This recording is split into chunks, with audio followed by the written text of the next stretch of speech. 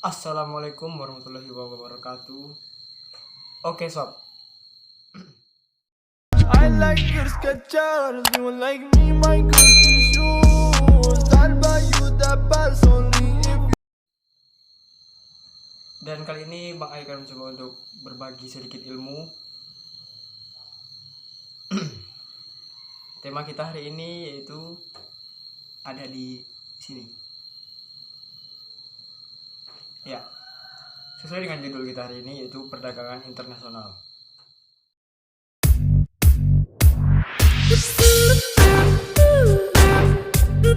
Seperti kita tahu, apa itu perdagangan internasional? Perdagangan internasional yaitu perdagangan yang dilakukan oleh penduduk suatu negara dengan penduduk negara lain atas dasar kesepakatan bersama.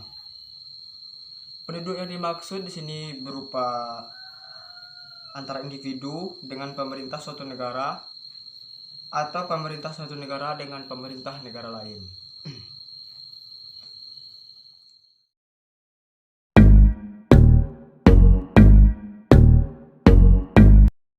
Selanjutnya kita masuk kepada bentuk-bentuk dari perdagangan internasional. Di sini ada beberapa bentuk. Yang pertama yaitu perdagangan bilateral. Bilateral yaitu perdagangan yang dilakukan oleh dua negara. Tidak ada syarat khusus lainnya. Selama ada dua negara yang berpartisipasi dalam perdagangan, maka perdagangan tersebut termasuk ke dalam perdagangan bilateral. Contoh dari perdagangan ini yaitu antara Indonesia dengan Jepang, atau mungkin Indonesia dengan Malaysia. Lanjut yang kedua. Yang kedua yaitu perdagangan regional. Perdagangan regional ini yaitu perdagangan yang diikuti oleh negara di kawasan geografis tertentu. Negara-negara partisipan berada berdekatan dengan umumnya memiliki karakteristik geografis yang serupa. Contoh dari perdagangan ini yaitu seperti negara-negara ASEAN. Dan yang serupa dengan ASEAN itu Uni Eropa. Selanjutnya perdagangan multilateral, yaitu perdagangan jenis ini dilakukan oleh antar negara yang tidak terbatas oleh kawasan tertentu. Partisipannya biasanya lebih dari dua negara, atau posisi negara-negara tersebut tidak mesti berdekatan. Selanjutnya di sini Bang Ai akan melanjutkan tentang dampak dari perdagangan internasional tersebut.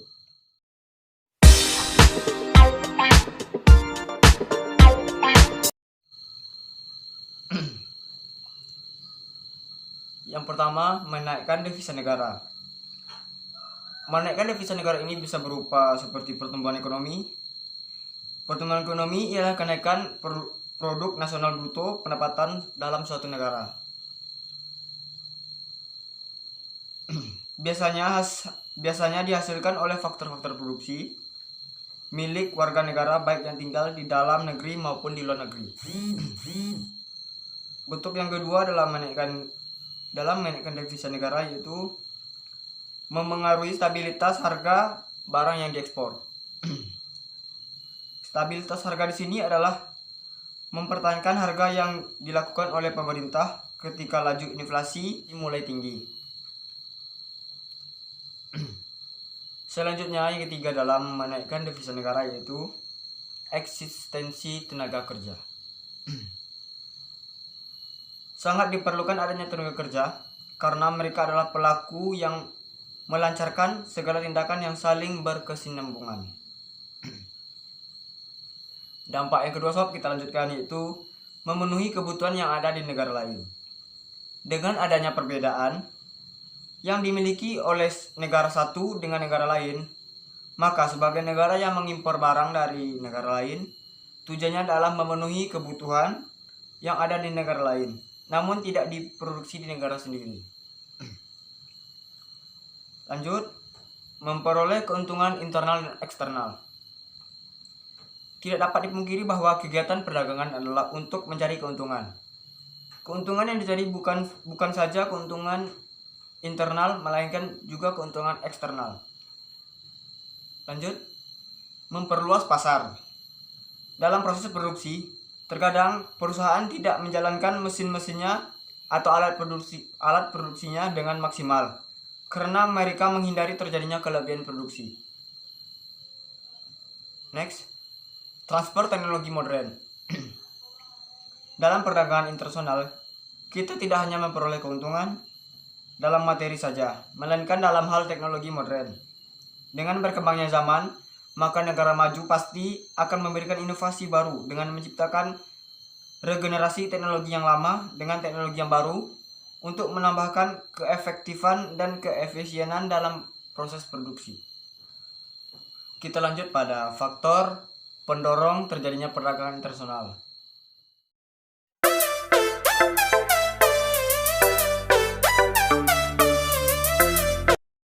Yang pertama yaitu penguasaan ilmu pengetahuan dan teknologi. Negara-negara dengan penguasaan ilmu pengetahuan dan teknologi yang tinggi akan mampu memproduksi barang dan jasa yang lebih banyak, berkualitas, dan tentunya efisien dibandingkan dengan negara yang lambat akan ipteknya. Kedua, perbedaan kekayaan sumber daya alam. Setiap negara memiliki keadaan geografis yang berbeda-beda, sehingga perbedaan tersebut menjadikan setiap negara memiliki kekayaan sumber daya alam yang berbeda-beda pula. Pada dasarnya sumber daya alam adalah faktor produksi negara. Oleh karena itu, setiap negara memiliki keanekaragaman kondisi produksi. Yang ketiga yaitu perbedaan selera. Selera ternyata dapat menimbulkan perdagangan internasional. Terjadinya perbedaan kebudayaan, sistem politik, pandangan hidup, dan tatanan sosial menyebabkan terjadinya selera terhadap berbagai jenis komoditas. Yang keempat yaitu perbedaan iklim. Perbedaan iklim setiap negara menyebabkan terbatasnya potensi sumber daya alam. Akibatnya tidak semua barang untuk memenuhi kebutuhan dapat dipenuhi oleh negara itu sendiri. Lanjut, keinginan memperluas pasar dan menambah keuntungan. Ada kalanya para produsen menjalankan produksinya dengan tidak memaksimalkan karena takut mengakibatkan kelebihan produksi sehingga menyebabkan kerugian. Namun, beberapa produsen sengaja melakukan produksi besar-besaran untuk menambah keuntungan sehingga akan mendorong mereka untuk melakukan perdagangan internasional. Kelebihan dan kekurangan produk dalam suatu negara. Kelebihan produk pada suatu negara dan kekurangan kas dalam suatu negara adalah suatu hal yang terjadi karena adanya perbedaan sumber daya alam dan kemajuan antara negara satu dengan yang lainnya. Kita lanjut pada faktor penghambat terjadinya perdagangan internasional.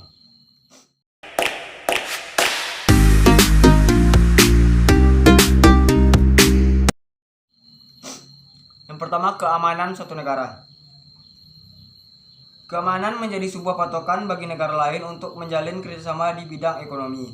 Faktor keamanan akan selalu berimbas kepada sektor ekonomi, di mana seseorang akan tidak nyaman dan ketakutan untuk berinteraksi. Di mana seseorang akan merasa tidak nyaman dan ketakutan untuk bertransaksi. Poin yang kedua, kebijakan ekonomi internasional yang dilakukan oleh pemerintah. Setiap negara tentu memiliki kebijakan yang berbeda-beda dalam perekonomian mereka. Ternyata kebijakan yang ditetapkan pada sebuah negara juga dapat menjadi salah satu faktor penghambat perdagangan internasional, sebagaimana teori perdagangan internasional menurut para ahli. Beberapa kebijakan tersebut antara lain adalah adanya pembatasan terhadap impor sebuah produk, penetapan tarif impor-ekspor yang relatif tinggi. Ketiga, ketidakstabilan kurs mata uang asing. Setiap negara tentu memiliki mata uang yang berbeda. Perbedaan nilai mata uang terhadap negara lain inilah yang disebut dengan sebagai kurs. Dengan adanya perbedaan kurs tersebut, maka akan menyebabkan kesulitan bagi para eksportir dan importir dalam menentukan nilai tukar valuta asing. Perbedaan mata uang antar negara. Seperti yang telah dibahas pada poin sebelumnya bahwa perbedaan mata uang merupakan salah satu faktor penghambat perdagangan internasional. Dalam perdagangan internasional, belum terdapat standar kurs mata uang yang valid, sehingga tentunya dalam setiap pembayaran transaksi, mata uang sebuah negara harus dikonversikan ke dalam nilai tukar dengan mata uang negara yang bersangkutan.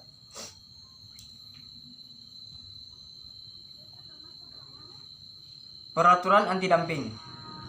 Politik anti-dumping diterapkan sebagai upaya untuk melindungi usaha dan industri dari gempuran barang impor yang harganya lebih murah. Jika dibiarkan, maka hal tersebut akan membahayakan produk domestik dan dalam negeri, karena cenderung harga barang impor yang dijual lebih murah ketimbang barang lokal. Karena kebijakan anti-dumping ini dilakukan dengan cara menaikkan tarif bea masuk sebagai produk impor. Terima kasih, sampai di sini dulu sob. Wassalamualaikum warahmatullahi wabarakatuh.